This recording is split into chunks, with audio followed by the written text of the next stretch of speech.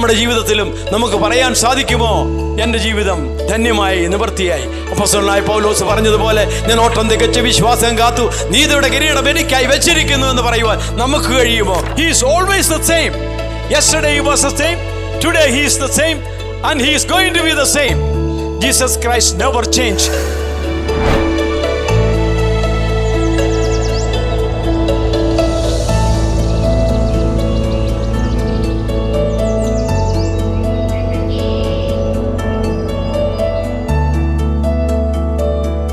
കർത്താവിൻ്റെ നാമം പരിശുദ്ധമാകപ്പെടട്ടെ. ഇന്ന് അനുഗ്രഹിക്കപ്പെട്ട ശുശ്രൂഷകൾ നമ്മൾ കേട്ടുകൊണ്ടിരുന്നു വചനത്തിൽ നിന്ന്.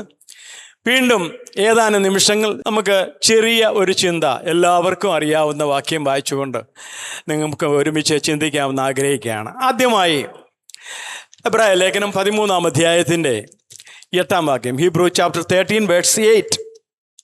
യേശു ക്രിസ്തു ഇന്നലെയും ഇന്നും എന്നേക്കും അനന്യം തന്നെ. ഒരിക്കൽ എല്ലാവരും ചേർന്ന് വരച്ചാട്ടെ. യേശു ക്രിസ്തു ഇന്നലെയും ഇന്നും എന്നേക്കും അനന്യം തന്നെ. രണ്ടാമത്തെ വാക്യം, 1 Corinthians chapter 1 verse 18.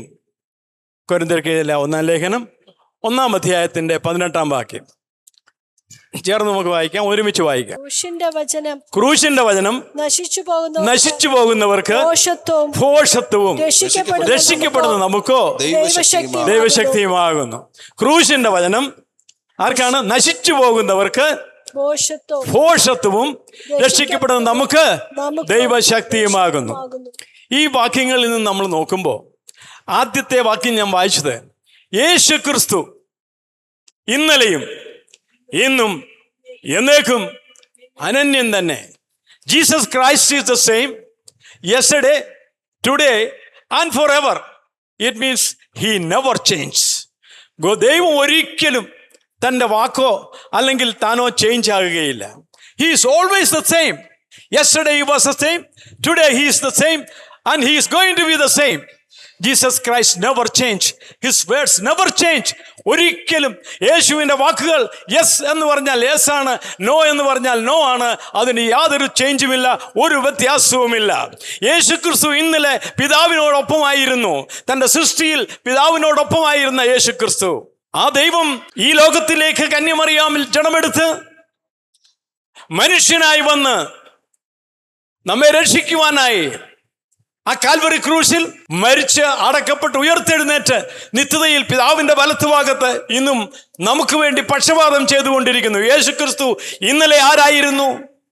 അവൻ ഭൂമിയിലായിരുന്നപ്പോൾ നമ്മുടെ കഷ്ടങ്ങളെ, പ്രയാസങ്ങളെ, പ്രതികൂലങ്ങളെ നോക്കി രോഗിയായിരുന്നവരെ, രോഗത്താൽ വലഞ്ഞവരെ കർത്താവ് സൗഖ്യമാക്കി, കുരുടന്മാരെ കർത്താവ് സൗഖ്യമാക്കി, പക്ഷപാതക്കാരെ കർത്താവ് സൗഖ്യമാക്കി, മരിച്ചവരെ കർത്താവ് ഉയർപ്പിച്ചു. നമ്മോടൊപ്പം ആയിരുന്നപ്പോൾ യേശു ക്രിസ്തു എവിടെ ചെന്നുവോ അവിടെല്ലാം ആരുടെ പ്രയാസങ്ങളെ കണ്ടുവോ, ശാരീരികവും മാനസികവും ആത്മീയവുമായിട്ടുള്ള എല്ലാ പ്രയാസങ്ങളിൽ നിന്നും അവരെ രക്ഷിച്ച ഒരു കർത്താവ്, ആ ക്രിസ്തു ഇന്ന് നമ്മുടെ മധ്യേ ഉണ്ട്. ഇന്ന് ഇവിടെ ഈ വചനം കേട്ടുകൊണ്ടിരിക്കുന്ന പ്രിയമുള്ളവരെ, നിങ്ങൾ ശാരീരികമായോ മാനസികമായോ ആത്മീയമായോ എന്തെങ്കിലും വ്യഥയിലായിരിക്കുന്നുവെങ്കിൽ ഈ വാക്യം പറയാ, യേശു ക്രിസ്തു ഇന്നലെയും ഇന്നും എന്നേക്കും അനന്യൻ തന്നെ. അവൻ ഒരിക്കലും കൈവിടുകയുമില്ല, ഉപേക്ഷിക്കുകയുമില്ല. Praise the Lord, hallelujah. വെളിപ്പാട് പുസ്തകം 3-ാം അധ്യായത്തിന്റെ 1-ാം അധ്യായത്തിന്റെ 8-ാം വാക്യത്തിൽ ഇപ്രകാരം വായിക്കുന്നു. വെളിപ്പാട് പുസ്തകം 1-ാം അധ്യായത്തിന്റെ 8-ാം വാക്യത്തിൽ ഇപ്രകാരം വായിക്കുന്നു, ഞാൻ അൽഫയും ഒമേഗയുമാകുന്നു, ഞാൻ ഇരിക്കുന്നവനും വരുന്നവനുമായി സർവ്വശക്തിയുള്ള ദൈവമായ കർത്താവ് അരുളിച്ചെയ്യുന്നു. ഞാൻ അൽഫയും ഒമേഗയുമാകുന്നു, ഞാൻ ആദിയും അന്തവുമാകുന്നു. Price the Lord. നമ്മൾ എവിടേക്കാണ് യാത്ര ചെയ്യുന്നത്? ഇറ്റേണിറ്റി ടു ഇറ്റേണിറ്റി, അല്ലേ? ലോകസ്ഥാപനത്തിന് മുമ്പേ ക്രിസ്തുവിൽ നമ്മെ ദൈവം തിരഞ്ഞെടുത്തു. ലോകസ്ഥാപനത്തിന് മുമ്പേ അനാദിയിൽ നമ്മൾ ഉണ്ടായിരുന്നു. നമ്മുടെ ദൈവത്തിന്റെ ഹൃദയത്തിൽ നമ്മൾ ഉണ്ടായിരുന്നു, അനാദിയിൽ ഉണ്ടായിരുന്നു. ആദിയിൽ ദൈവം, ആകാശവും ഭൂമിയും. ആദിയിൽ എന്തുണ്ടായിരുന്നു? ആദിയിൽ ദൈവം ഉണ്ടായിരുന്നു. ഈ ദൈവം സകലത്തെയും സൃഷ്ടിച്ചു, നമ്മെയും സൃഷ്ടിച്ചു. സ്വന്തം സാദൃശ്യത്തിൽ, സ്വരൂപത്തിൽ നമ്മെ സൃഷ്ടിച്ചതിന്റെ ആത്മാവിനെ നമുക്ക് ദൈവം ദാനമായി തന്നു. ദൈവത്തിന്റെ ദാനങ്ങളെ കുറിച്ച് പറഞ്ഞാൽ ധാരാളമാണ്. നമ്മെ അവൻ സ്വന്തം മക്കളായി സൃഷ്ടിച്ചു. പക്ഷേ ആദാമും ഹവ്വായും തന്റെ അനുസരണക്കേടിനാൽ അവർ പാപം ചെയ്ത്, ഒരേ ഒരു പാപമാണ് അവർ ചെയ്തത്, അനുസരണക്കേട്. പ്രിയമുള്ളവരെ, നാം ദൈവവചനം നാം അനുസരിക്കാൻ വേണ്ടിയാണ് കർത്താവ് നമുക്ക് തന്നിരിക്കുന്നത്. അനുസരണക്കേടിന്റെ ഫലം പാപം. അവർ പാപം ചെയ്ത് ദൈവ തേജസ് ഇല്ലാത്തവരായി തീർന്നു. എങ്കിലും ആ തേജസ് നമുക്ക് കർത്താവ് മടക്കിത്തരാൻ പോകുന്നു. ദൈവത്തിന്റെ ഉദ്ദേശം നമ്മെ തേജസ്കരിക്കപ്പെടുത്തുന്നതാണ്, നമ്മളെ തേജസ്സുള്ളവരായി കാണണം. ആദ്യം കർത്താവിന്റെ വരവെങ്കിൽ എടുക്കപ്പെടണമെന്നുണ്ടെങ്കിൽ ഒന്നാമത് ക്രൂശിലേക്ക് നോക്കണം. അവങ്കിലേക്ക് നോക്കിയവർ പ്രകാശിതരായി അവരുടെ മുഖം ലജ്ജിച്ചു പോയതില്ല. ക്രൂശിലെ വചനത്താൽ, ക്രൂശിലെ രക്തത്താൽ, അവന്റെ കാൽവരി ക്രൂശിലെ രക്തത്താൽ സർവ്വ പാപങ്ങളും കഴുകി നമ്മെ ശുദ്ധീകരിക്കുന്ന രക്തം. ആ യേശു ക്രൂശിൽ നമുക്ക് വേണ്ടി മരിച്ചു. അവസാന തുള്ളി രക്തം പോലും നമുക്ക് വേണ്ടി ചൊരിഞ്ഞു തന്നത് നമ്മുടെ പൂർവികന്മാരുടെയും നമ്മുടെയും വരുവാനുള്ളവരുടെയും തലമുറയ്ക്ക് വേണ്ടി മാത്രമായിരുന്നു. അങ്ങനെയെങ്കിൽ ആ യേശുവിനെ നാം എത്രമാത്രം സ്നേഹിച്ചാൽ മതിയാകും? ആ യേശുവിനെ എത്രമാത്രം സ്തുതിച്ചാൽ മതിയാകും? ജീവന്റെ വചനമാണിത്. ദൈവത്തിന്റെ വചനം ജീവനും ചൈതന്യമുള്ളതാണ്. അത് നമ്മുടെ പാതയ്ക്ക് പ്രകാശമാണ്. അത് നമ്മുടെ ഇരുളടഞ്ഞ ജീവിതത്തിലേക്ക് യേശുവിന്റെ സ്നേഹം കടന്നു വരുമ്പോൾ നാം പ്രകാശമുള്ളവരായി തീരും. God is light. ദൈവം പ്രകാശമാകുന്നു. ആ ദൈവത്തിന്റെ മക്കളാകുന്ന നമ്മൾ മറ്റുള്ളവർക്ക് പ്രകാശം കൊടുക്കുന്നവരായിരിക്കണം. മറ്റുള്ളവരുടെ പാതയ്ക്ക് നാം ഒരു ദീപമായിരിക്കണം. നാം സന്തോഷമുള്ളവരായിരിക്കണം. സങ്കീർത്തനക്കാരൻ പറഞ്ഞു, ഇത് യഹോവയുണ്ടാക്കിയ ദിവസം, ഇന്ന് നാം സന്തോഷിച്ച് ആനന്ദിക്കുക. ദൈവം ചെയ്യുന്ന നന്മകളെ ഓർത്ത്. ദൈവം ദോഷത്തിനായി നമുക്കൊന്നും ചെയ്യുന്നില്ല. നമ്മൾ ചെയ്യുന്ന പ്രവൃത്തിയുടെ ഫലമാണ് നമുക്ക് ദോഷം സംഭവിക്കുന്നത്. അതുകൊണ്ട് ദൈവത്തിൽ ആശ്രയിക്കുന്നതാണ് ഈ ലോകത്തിലെ ഏറ്റവും വലിയ ധനം. ദൈവത്തിൽ ആശ്രയിക്കുന്ന ഒരു കുഞ്ഞിനും ഈ ലോകത്തിൽ കഷ്ടങ്ങളും പ്രയാസങ്ങളും ഉണ്ടെങ്കിലും സന്തോഷിപ്പിൻ. എന്തു വന്നാലും എൻ്റെ യേശു മതി എന്ന് പറയുവാൻ എത്ര പേർക്ക് കഴിയും? എൻ്റെ ഈ ലോക ജീവിത യാത്രയിൽ ഞാൻ നിത്യതയിൽ നിന്ന്, അനാദിയിൽ നിന്ന് നിത്യതയിലേക്ക് പോയിക്കൊണ്ടിരിക്കുന്ന എൻ്റെ ഈ ലോകയാത്രയിൽ കൂരിൽ താഴ്വര ഉണ്ടാകാം. അതിൽ കൂടെ നടന്നാലും എനിക്കൊരു ഭയവുമില്ല. കഷ്ടങ്ങളും പ്രയാസങ്ങളും പ്രതികൂലങ്ങളും ഈ യാത്രയിൽ ഉണ്ടാകാം. പക്ഷേ ഭയപ്പെടേണ്ട. I am with you. ലോകാവസാനത്തോളം ഞാൻ നിന്നോട് കൂടെ ഉണ്ടെന്ന് അരുളി ചെയ്ത ഒരു കർത്താവ്. ആ കർത്താവിലല്ലേ നമ്മൾ ആശ്രയിക്കുന്നത്. 2 Corinthians chapter 1 verse 20 നമ്മൾ വായിക്കുമ്പോൾ, 2 Corinthians 2 ലേഖനം 1-ാം അധ്യായം 20-ാം വാക്യം നമ്മൾ വായിക്കുമ്പോൾ, ദൈവത്തിന്റെ വാഗ്ദത്തങ്ങൾ എത്ര ഉണ്ടെങ്കിലും അവനിൽ ഊവ് എന്നത്രേ. ദൈവത്തിന്റെ വാഗ്ദത്തങ്ങൾക്ക് ഒരു മാറ്റവുമില്ല. യെശയ്യാപ്രവചനം 41:10 നമ്മൾ വായിക്കുന്നു, ഞാൻ നിന്നോടുകൂടെ ഉണ്ട്, ഭ്രമിച്ചു നോക്കണ്ട, ഞാൻ നിന്റെ ദൈവമാകുന്നു, ഞാൻ നിന്നെ ശക്തീകരിക്കും, ഞാൻ നിന്നെ സഹായിക്കും, എൻ്റെ നീതിയുള്ള വലം കൈകൊണ്ട് ഞാൻ നിന്നെ താങ്ങും. നിന്നോട് പോരാടുന്നവരെ നീ അന്വേഷിക്കും, കാണുകയില്ല താനും. നിന്നോട് യുദ്ധം ചെയ്യുന്നവർ നാസ്തിത്വം ഇല്ലായ്മയും പോലെയാകും. ദൈവമായ യഹോവ എന്ന് ഞാൻ നിന്റെ വലം കൈ പിടിച്ച് നിന്നോട് ഭയപ്പെടേണ്ട, ഞാൻ നിന്നെ സഹായിക്കുമെന്ന് പറയുന്നു. ആർക്കെങ്കിലും എന്തെങ്കിലും സഹായത്തിന് ഹൃദയത്തിലുണ്ടെങ്കിൽ കർത്താവ് നിന്റെ കരം പിടിച്ച് നിന്നെ സഹായിക്കും എന്ന് ദൈവത്തിന്റെ വചനം നമ്മളെ ഓർപ്പിക്കുകയാണ്. ആ ക്രൂശിൽ കർത്താവ് ചൊരിഞ്ഞ രക്തത്തിന്റെ ഫലമാണ് നാം ഇന്നിവിടെ ആയിരിക്കുന്നത്. ആ ക്രൂശിന്റെ വചനം നശിച്ചു പോകുന്നവർക്ക് മോക്ഷത്വം, രക്ഷിക്കപ്പെടുന്നവർ നമുക്കോ ദൈവത്തിന്റെ ശക്തി.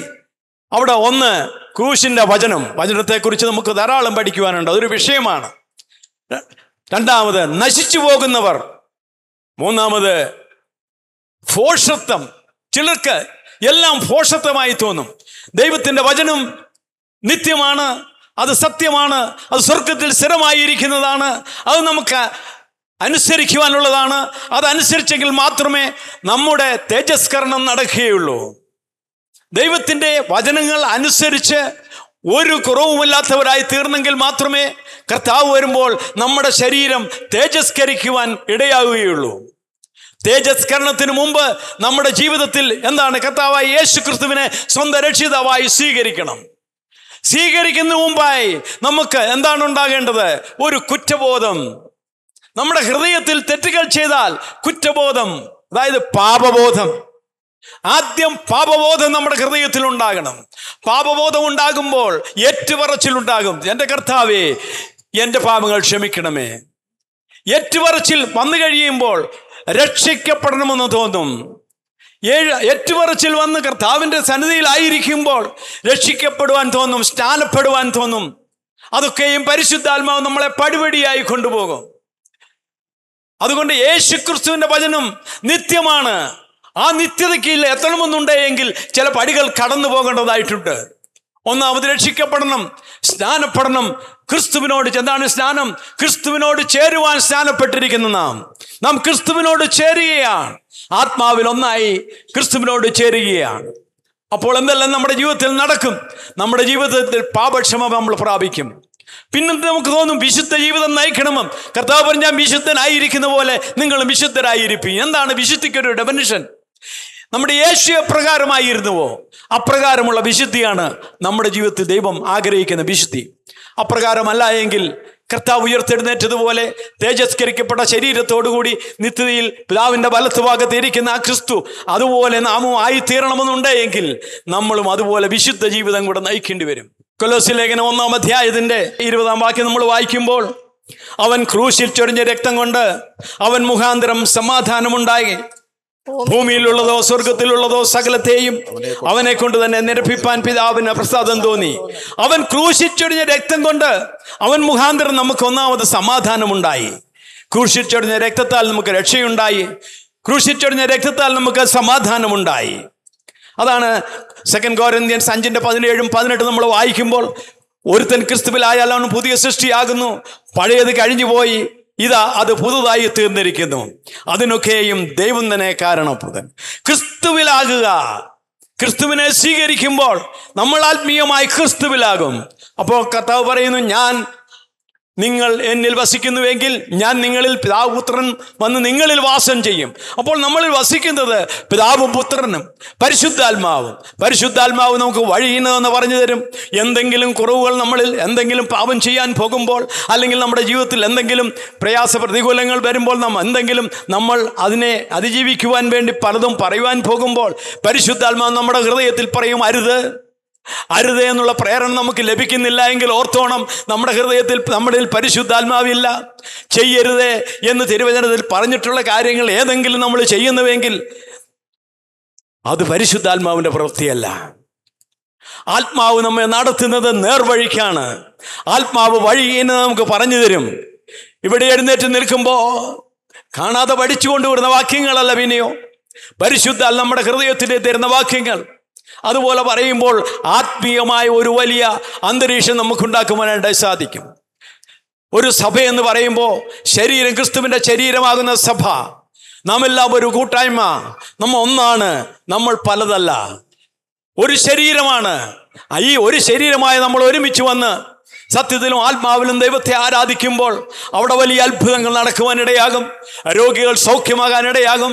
പ്രയാസ പ്രതികൂലങ്ങളോട് വന്നവർ അവർ സന്തോഷവും സമാധാനവും അനുഭവിക്കാനിടയാകും.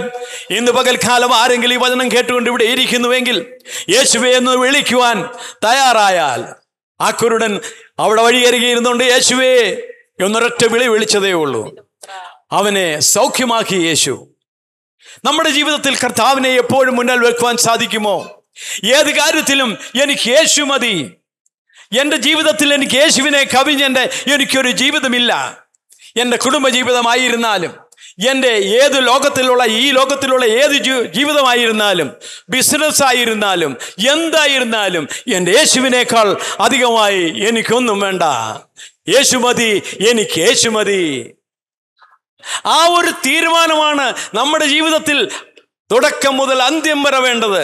റോമർക്കെഴുതിയ ലേഖനം 5-ാം അധ്യായത്തിൻ്റെ 8 മുതൽ 10 വരെയുള്ള വാക്യങ്ങൾ നമ്മൾ വായിക്കുമ്പോൾ അതിപ്രകാരമാണ്, ക്രിസ്തുവോ നാം പാപികളായിരിക്കുമ്പോൾ തന്നെ നമുക്ക് വേണ്ടി മരിക്കിയാൽ ദൈവം തനിക്ക് നമ്മോടുള്ള സ്നേഹത്തെ പ്രദർശിപ്പിക്കുന്നു. ആ സ്നേഹവാനായ കർത്താവ് നമ്മുടെ ഓരോരുത്തരുടെയും ജീവിതത്തിൽ, നമ്മുടെ കർത്താവ് നമ്മുടെ രക്ഷിതാവായി വന്നില്ല എങ്കിൽ, അവൻ നമ്മളെ പാപത്തിൽ നിന്ന് വിടുവിച്ചില്ലായിരുന്നുവെങ്കിൽ, നമ്മൾ പാപികളായി ജീവിച്ച് പാപികളായി മരിച്ച് ഒരിക്കലും നിത്യത അവകാശമാക്കുവാൻ സാധിക്കാതെ പോയേനെയും. നാം ഇവിടെ ആയിരിക്കുന്ന ഓരോ വ്യക്തികളുടെയും പേര് ജീവന്റെ പുസ്തകത്തിൽ എഴുതിയിട്ടുണ്ട്. ഞാനത് കഴിഞ്ഞ ദിവസം ഇങ്ങനെ പ്രാർത്ഥനയോടെ ഇരുന്ന സമയത്ത് ഞാൻ ഓർക്കുകയായിരുന്നു, എൻ്റെ പേരും നിങ്ങളുടെ പേരും ജീവൻ്റെ പുസ്തകത്തിൽ എഴുതിയിരിക്കുന്നു. ഈ പേരല്ലാതെ വേറൊരു പേര് എനിക്ക് നിങ്ങളെ വിളിക്കുവാൻ അവകാശമില്ല, നിങ്ങൾക്ക് എന്നെയും വിളിക്കുവാൻ അവകാശമില്ല.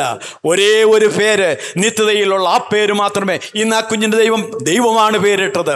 അത് ആ മാതാപിതാക്കൾ ഇട്ട പേരാണെങ്കിൽ തന്നെയും അത് സ്വർഗത്തിൽ രേഖപ്പെടുത്തിയിരിക്കുകയാണ്. Price the Lord. നാം ഒരുവൻ ക്രിസ്തുവിലായാൽ അവൻ പുതിയ സൃഷ്ടിയായി.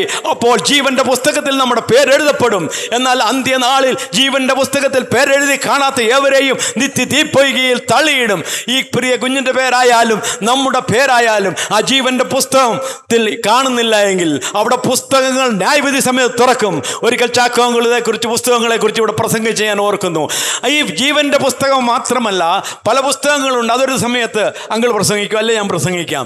ഈ പുസ്തകങ്ങൾ തുറക്കുമ്പോൾ നമ്മുടെ പേരവിടെ ഇല്ല എങ്കിൽ ന്യായവിസ്താര സഭ എഴുന്നേറ്റ് നിന്നുകൊണ്ട് നമ്മൾ ചെയ്ത ചെറുതും വലുതുമായ പാപങ്ങൾ, മറഞ്ഞു കിടക്കുന്ന പാപങ്ങൾ ഉണ്ടെങ്കിൽ അത് വിസ്തരിച്ച് തക്കതായിട്ടുള്ള അവനവൻ ശരീരത്തിൽ ഇരിക്കുമ്പോൾ ചെയ്യുന്നത് നല്ലതെങ്കിലും തീയതെങ്കിലും അതിന് തക്കവണ്ണം പ്രാപിക്കേണ്ടതിന് ന്യായാസനത്തിന് മുമ്പ് നിൽക്കേണ്ടി വരും. ക്രിസ്തുവിൻ്റെ മക്കളായ നമ്മൾ യേശു ക്രിസ്തുവിൻ്റെ ന്യായാസനത്തിലും പൂർവികന്മാർ പിതാവാം ദൈവത്തിൻ്റെ ന്യായാസനത്തിന് മുമ്പിലും നിന്നുകൊണ്ട് ന്യായവിധി നടത്തുന്ന ഒരു ദിവസമുണ്ട്. പ്രിയമുള്ളവരെ, നമ്മൾ പറഞ്ഞ നിസ്സാര വാക്കിന് പോലും കണക്ക് ബോധിപ്പിക്കേണ്ട ഒരു നിമിഷം വരും. അത് ഞാനായാലും ആരായിരുന്നാലും ശരി. അതുകൊണ്ട് നമ്മുടെ വായിൽ നിന്ന് വരുന്ന വാക്കുകൾ യെസ് എങ്കിൽ യെസ് എന്നാകട്ടെ, നോ എങ്കിൽ നോ എന്നാകട്ടെ.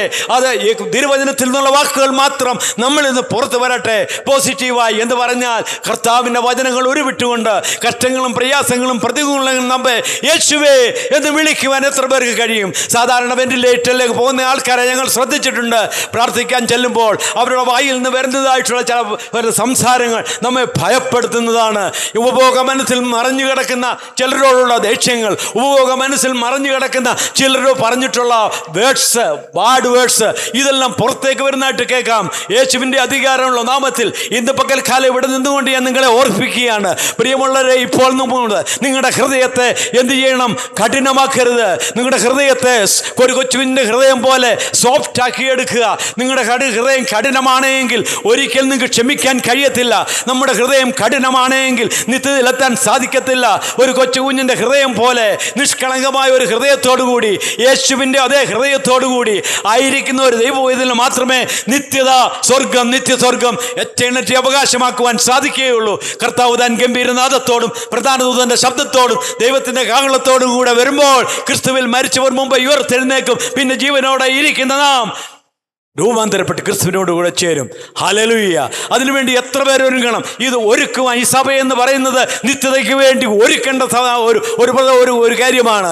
ആരിവിടേക്ക് കാലുകുത്തി വന്നാലും ആ കുഞ്ഞുങ്ങൾ നിത്യ നരകത്തിൽ പോകാൻ ഇടയാകരുത്. അവർ നിത്യതയിൽ പ്രവേശിക്കണം. അതിനുവേണ്ടി അവരെ ഒരുക്കേണ്ട ഒരു സഭ, അതാണ് സഭ എന്ന് പറയുന്നത്. ഈ സഭയിലേക്ക് വരുന്ന ഒരു കുഞ്ഞു പോലും നഷ്ടപ്പെടുവാൻ ഇടയാകല്ല. അതാണ് കർത്താവ് ആഗ്രഹിക്കുന്നത്. പ്രിയമുള്ളവരെ, ഇന്ന് നിങ്ങൾ ഇവിടെ ഇരുന്ന് വചനം കേൾക്കുന്നുവെങ്കിൽ കർത്താവ് താൻ ഗംഭീരനാഥ ത്തോടെ വരാൻ പോവുകയാണ്. കർത്താവിൻ്റെ സുവിശേഷം പറയുവാനുള്ള സ്വാതന്ത്ര്യം അവസാനിച്ചു കൊണ്ടിരിക്കുകയാണ്. നാളെ ഒരു ചർച്ച ഇവിടെ കാണുമെന്ന് നമുക്ക് പ്രതീക്ഷിക്കാൻ സാധിക്കത്തില്ല. നാളെ ഒരു സുവിശേഷം കേൾക്കുമെന്ന് നമുക്ക് പ്രതീക്ഷിക്കാൻ സാധിക്കത്തില്ല. നോർത്ത് ഇന്ത്യയിലൊക്കെ നടക്കുന്ന കാര്യങ്ങൾ നിങ്ങൾ കേൾക്കുന്നുണ്ടല്ലോ. അത് വളരെ പ്രയാസമുള്ള കാര്യമാണ്. അതാണ് ക്രൂശിൻ്റെ വചനം നശിച്ചു പോകുന്നവർക്ക് ഭോഷത്വമായി തോന്നും. ക്രൂശിൻ്റെ വചനം പറയുന്നവരെയൊക്കെയും അവരെന്താണ് ചെയ്യുന്നത്? അവരെ എത്രമാത്രം ഉപദ്രവിക്കാമോ അത്രമാത്രം ഉപദ്രവിച്ചു കൊണ്ടിരിക്കുന്ന ഒരു ലോകത്തിലാണ് നാം ഇരിക്കുന്നത്. എന്നാൽ കേരളത്തിൽ ഇപ്പോൾ വളരെ ശാന്തമായെന്ന് പറയാം. എന്നാൽ നാളെ എന്ത് സംഭവിക്കുമെന്ന് നമുക്ക് അറിഞ്ഞുകൂടാ. കർത്താവ് ആ കാൽവരി ക്രൂശിലേക്ക് യാഗമായി തീരുവാനിടയായത് എൻ്റെയും ഈ കേൾക്കുന്ന നിങ്ങളുടെയും ഈ ലോകത്തിലുള്ള സർവ്വ മനുഷ്യരുടെയും പാപത്തിൻ്റെ പരിഹാരത്തിന് വേണ്ടിയാണ്. യേശു കുരിശിൽ കിടന്നുകൊണ്ട് ലൂക്കോസ് സുവിശേഷം 23-ാം അധ്യായത്തിന് 34-ാമത്തെ വാക്യത്തിൽ ഇപ്രകാരം പറയുകയുണ്ടായി: പിതാവേ, ഇവർ ചെയ്യുന്നത് എന്നതെന്ന് അറിയായിക്കൊണ്ട് ഇവരോട് ക്ഷമിക്കണമേ. പിതാവേ, ഇവർ ചെയ്യുന്നത് എന്നതെന്ന് അറിയായിക്കൊണ്ട് ഇവരോട് ക്ഷമിക്കണമേ. പ്രിയ സഹോദരി സഹോദരങ്ങളെ, എന്നെ ഉപദ്രവിക്കുന്നവരോട്, നമ്മളെ പ്രയാസപ്പെടുത്തുന്നവരോട് നമുക്ക് പറയാൻ സാധിക്കുമോ? കർത്താവേ, ഇവൻ ചെയ്യുന്നത് ഇന്നതെന്ന് അറിയാതെ കൊണ്ട്, ഇവനിൽ പ്രവേശിക്കുന്ന ദുരാത്മാവിൻ്റെ ശക്തി കൊണ്ടാണ് ഇവൻ പറയുന്നത്. അതുകൊണ്ട് ഇവനോട് ക്ഷമിക്കണമേ എന്ന് പറഞ്ഞാൽ കർത്താവ് നമ്മുടെ പാപങ്ങളെ ക്ഷമിക്കും. ഹല്ലേലൂയ. നമ്മൾ മറ്റുള്ളവരുടെ പാപങ്ങൾക്ക് വേണ്ടി നാം അവരെ കുറ്റപ്പെടുത്തുകയോ നാം അവരെ ശിക്ഷിക്കുകയോ നമുക്കുള്ളതല്ല, പക്ഷേ കർത്താവിനുള്ളതാണ്. പ്രതികാരം നമുക്കുള്ളതല്ല, അത് പ്രതികാരം യഹോവയ്ക്കുള്ളതാണ്. Let him do it. ദൈവം അത് ചെയ്യട്ടെ. അതുകൊണ്ട് പ്രിയമുള്ളവരെ, ആ യേശുവിൻ്റെ സ്വഭാവം എന്താണ്? പിതാവേ, ഇവർ ചെയ്യുന്നത്, കാൽകരങ്ങൾ ആണികളാൽ അടിക്കപ്പെട്ടു, തലയിൽ മുൾമുടി ചൂടപ്പെട്ടു, രക്തം ധാരധാരയായി തൻ്റെ കുന്തങ്ങൾ കുത്തി അവർ ധാരധാരയായി യേശുവിൻ്റെ ആ നെഞ്ചിൽ നിന്ന് പടയാളികൾ കുന്തം കൊണ്ട് കുത്തിയതായിട്ടുള്ള പാടിൽ നിന്ന് കർത്താവിൻ്റെ രക്തം ധാരധാരയായി ഒഴുകുകയാണ്. അവസാനം വെള്ളം പോലും പുറത്തേക്ക് വന്നുവെങ്കിൽ പ്രിയമുള്ളവരെ, ഹല്ലേലൂയ, ഓർത്തു നോക്കൂ, നമ്മുടെ കർത്താവ് എത്രമാത്രം കഷ്ടതയിലായിരുന്നു. എൻ്റെയും നിൻ്റെയും പാപങ്ങൾക്ക് വേണ്ടി ഞാൻ ക്രൂശിക്കപ്പെടുന്നതിന് പകരമായിട്ട് എൻ്റെ ജീവിതം ഞാൻ കർത്താവിന് കൊടുക്കാതിരിക്കുന്നുവെങ്കിൽ നമ്മുടെ ജീവിതത്തിൽ ഒരു പ്രയോജനവുമില്ല. ആ കർത്താവ് നമുക്ക് വേണ്ടി മരിച്ചുവെങ്കിൽ നമ്മുടെ ജീവിതം കർത്താവിന് വേണ്ടി കൊടുക്കണം. എൻ്റെ പാപങ്ങൾക്ക് വേണ്ടി, എൻ്റെ പൂർവികന്മാരുടെ പാപങ്ങൾക്ക് വേണ്ടി, നമ്മുടെ ഇവിടെ ഇരിക്കുന്നവരുടെ ഇനിയും വരുവാനുള്ളവരുടെ എല്ലാവരുടെയും പാപങ്ങൾക്ക് വേണ്ടി കർത്താവ് മരിച്ചുവെങ്കിൽ, ഹല്ലേലൂയ, അവൻ്റെ ക്രൂശിലെ രക്തത്താൽ നമുക്ക് രക്ഷയുണ്ട്. അതിൽ വിശ്വസിക്കുന്നവർക്ക് വേണ്ടി വ്യാപരിക്കുന്ന ദൈവശക്തി ഇന്നിവിടെ വ്യാപരിച്ചു കൊണ്ടിരിക്കുകയാണ്. ആർക്ക് വേണ്ടിയാണ് ഈ ദൈവത്തിൻ്റെ ദൂതെന്ന് എനിക്ക് അറിഞ്ഞുകൂടാ. ദൈവത്തിൻ്റെ ആ വലിയ ശക്തി ഇവിടെ അനുഭവിക്കാൻ എനിക്ക് കഴിയുന്നുണ്ട്. പ്രിയമുള്ളവരെ, നിങ്ങളുടെ ഹൃദയങ്ങളിലേക്ക് യേശുവിൻ്റെ പരിശുദ്ധാത്മാവ് കടന്നു വന്നു നിങ്ങളോട് സംസാരിച്ചു കൊണ്ടിരിക്കുന്നതായി എൻ്റെ ഹൃദയത്തെ എൻ്റെ ആത്മാവിനോട് പറയുന്നു. ഇന്ന് രണ്ടാമത്തെ ഒരു വാക്യം കർത്താവ് വായിച്ച് പറഞ്ഞത് പ്രകാരമാണ്. ഒരു മൊഴി 23-ാം അധ്യായം ലൂക്കോസ് 23:43 പ്രകാരം പറയുന്നു, ഇന്ന് നീ എന്നോടുകൂടെ പറുദീസായിൽ ഇരിക്കും. അത് കള്ളനോട് പറഞ്ഞതാണ്. കള്ളൻ കുരിശിൽ കടന്നുകൊണ്ട് പറഞ്ഞു, പിതാവേ, നീ വരുമ്പോൾ എന്നെയും ഓർത്തുകൊള്ളണേ. അവൻ ഭയങ്കര ദുഷ്ടനായിരുന്നു, കള്ളനായിരുന്നു. അവൻ പറഞ്ഞു, പിതാവേ, നീ എഴുന്നള്ളുമ്പോൾ എന്നെയും ഓർത്തുകൊള്ളണേ. ഒറ്റ വാക്കിനാൽ കർത്താവ് പറഞ്ഞ എന്താണ്? മകനെ, നീ ഇന്ന് എന്നോടുകൂടെ പറുദീസായിലുണ്ട്. എത്ര പാപിയായ മനുഷ്യനോ ഒറ്റ വാക്ക് കർത്താവിനോട് പറഞ്ഞാൽ മതി, എൻ്റെ യേശുവേ, നീ വരുമ്പോൾ എന്നെ ഓർത്തുകൊള്ളണമേ എന്ന് പറഞ്ഞു കഴിഞ്ഞാൽ കർത്താവ് നമ്മുടെ പാപങ്ങളെ ക്ഷമിക്കും. അവനെന്ത് ചെയ്യും? നമ്മളെ നിത്യതയിൽ എത്തിക്കുവാൻ വേണ്ടതായിട്ടുള്ള എല്ലാം കർത്താവ് ചെയ്തു തരും. മൂന്നാമതായി കർത്താവ് തന്നെ അമ്മയോട് പറഞ്ഞു, സ്ത്രീയെ, ഇതാ നിന്റെ മകൻ. തൻ്റെ ശിഷ്യനോട് പറഞ്ഞു, സ്ത്രീയെ, ഇതാ നിന്റെ മകൻ. അമ്മയോട് പറഞ്ഞു, ഇതാ നിന്റെ അമ്മ. യോഹന്നാന്റെ സുവിശേഷം 9:26-27 തൻ്റെ അമ്മ വേദനയോടെ കഴിയുന്ന കണ്ടുകൊണ്ട്, തൻ്റെ മകൻ്റെ പ്രാണൻ പിടയുന്നത് കണ്ടുകൊണ്ട്, ഒരമ്മയ്ക്ക് സഹിക്കാൻ കഴിയാതെ കരഞ്ഞുകൊണ്ട് നിൽക്കുന്ന അമ്മയോട് യേശു പറഞ്ഞു, സ്ത്രീയെ, അമ്മേ, അമ്മ കരയണ്ട. അമ്മ ഞാൻ കൈവിടുകയില്ല, ഉപേക്ഷിക്കുകയില്ല. അമ്മ ഞാൻ എൻ്റെ ശിഷ്യനെ ഏൽപ്പിക്കുകയാണ്. ആ ശിഷ്യനെ, അമ്മയെ ശിഷ്യനെ ഏൽപ്പിക്കുന്നു. നമ്മുടെ ജീവിതത്തിൽ നമ്മൾ മരിക്കുമ്പോൾ നമുക്ക് പറയാൻ കഴിയുമോ, എല്ലാം നമ്മൾ ചെയ്തു കഴിഞ്ഞു? നമ്മുടെ മാതാപിതാക്കളുടെ കാര്യങ്ങൾ, നമ്മുടെ കുഞ്ഞുങ്ങളുടെ കാര്യങ്ങൾ എല്ലാം ക്രമീകരിച്ചിട്ടാണോ നമ്മൾ ഈ ലോകത്ത് നിന്ന് പോകുന്നത്? അതോ നാം എല്ലാം സ്വരൂപിച്ച് വീണ്ടും വീണ്ടും വെച്ചുകൊണ്ടിരിക്കുകയാണോ?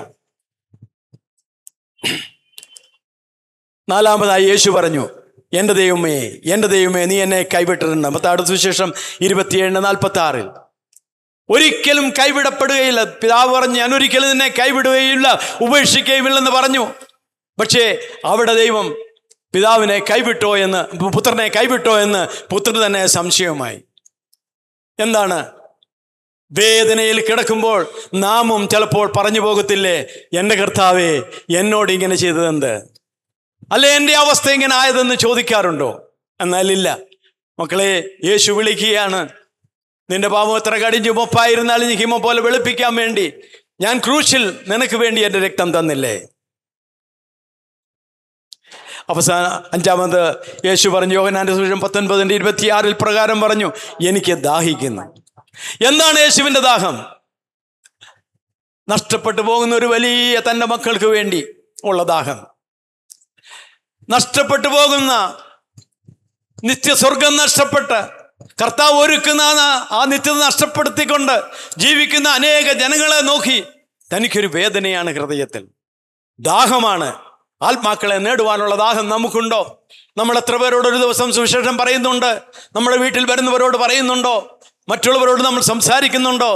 യേശു എന്നെ രക്ഷിച്ചു, നീയും നീ രക്ഷകനായ യേശുവിനെ സ്വീകരിക്കണമെന്ന് പറയാറുണ്ടോ?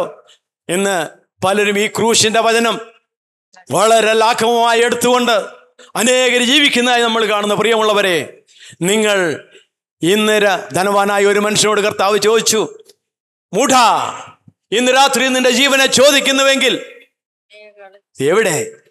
നമുക്ക് പണം കാണും, പ്രതാപം കാണും, ബാങ്ക് ബാലൻസ് കാണും, വിദ്യാഭ്യാസം കാണും, ഞാനൊരു വലിയവനെന്നുള്ള ഭാവം കാണും.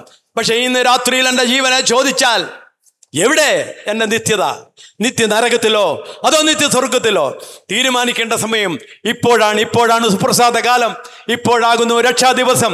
അതുകൊണ്ട് ഈ ഒരു ദിവസം ആർക്കെങ്കിലും ഒരു തീരുമാനം എടുക്കണമെങ്കിൽ എടുക്കുവാനുള്ള സമയം നിവൃത്തിയുണ്ട്. ആറാമതായി യേശു യോഹന്നാൻ 9:30 പറഞ്ഞു, നിവൃത്തിയായി, ടെസ്റ്റലസ്കായി, നിവൃത്തിയായി കഴിഞ്ഞു, എല്ലാം നിവൃത്തിയായി. പിതാവ് പറഞ്ഞ കാര്യങ്ങളെല്ലാം പുത്രൻ ചെയ്തു കഴിഞ്ഞു.